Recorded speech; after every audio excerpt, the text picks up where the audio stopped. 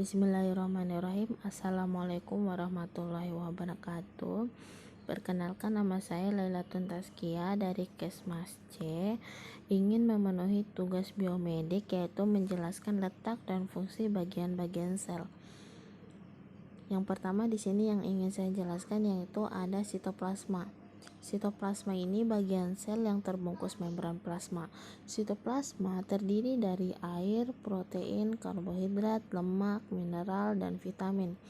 Sitoplasma berfungsi sebagai tempat penyimpanan bahan kimia sel yang penting bagi metabolisme sel seperti enzim-enzim, ion-ion, gula, lemak, dan protein. Selanjutnya di sini ada membran sel. Membran ini terdiri dari lipida dwilapis termaksud kolesterol atau komponen lipid yang berada di antara fosfolipid untuk mempertahankan fluiditasnya pada berbagai suhu.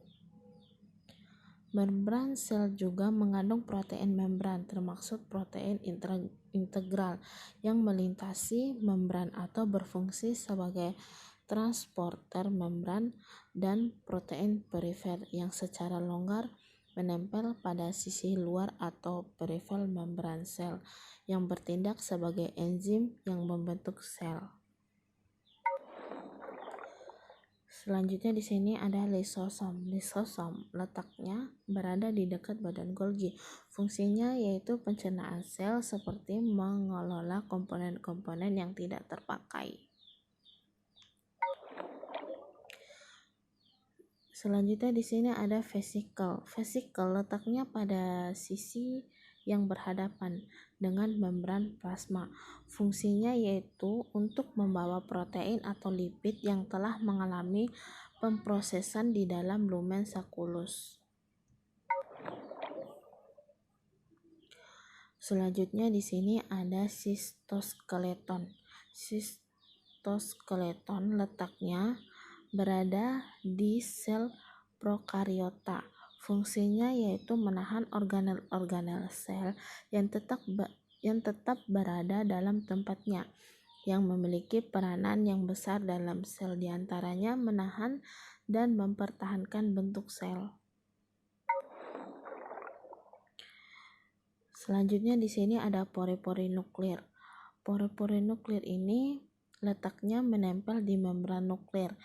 Fungsinya yaitu untuk sarana pertukaran molekul antara nukleus dengan sitoplasma.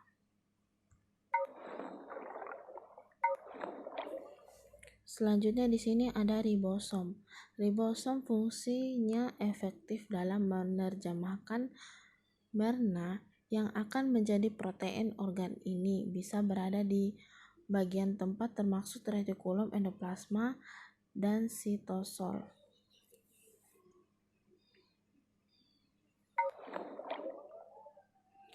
Selanjutnya di sini ada mitokondria.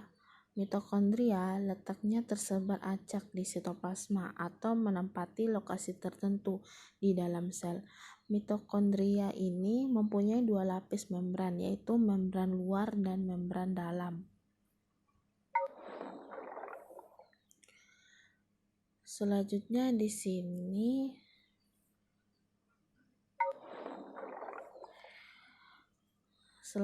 di sini ada sentriol. Sentriol ditemukan di semua sel hewan dan hanya beberapa spesies sel tumbuhan yang lebih rendah. Sentriol ini ada dua, yaitu sentriol induk dan sentriol anak. Fungsinya yaitu membentuk pembelahan sel dengan memfasilitas pemisahan kromosom. Mitochondria are the power. Selanjutnya di sini ada badan Golgi. Badan Golgi terletak di semua sel eukariotik dan dijumpai organ tubuh yang melaksanakan fungsi ekskresi, misalnya pada ginjal. Selanjutnya di sini ada retikulum endoplasma halus.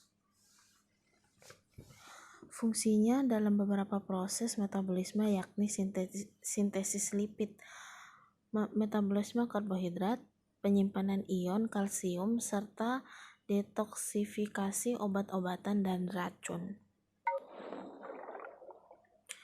Selanjutnya di sini ada retikulum endoplasma kasar.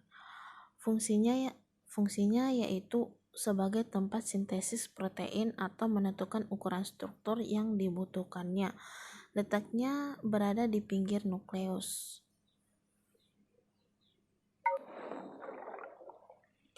Selanjutnya di sini ada kromosom. Kromosom terletak di inti sel yang berisi sekumpulan DNA, menyimpan informasi genetik. Fungsinya yaitu memastikan bahwa DNA tetap berada pada tempatnya saat pembelahan sel. Bagian-bagiannya terdiri dari kromatid, sentromer, lengan pendek, dan lengan panjang. Selanjutnya di sini ada nukleus.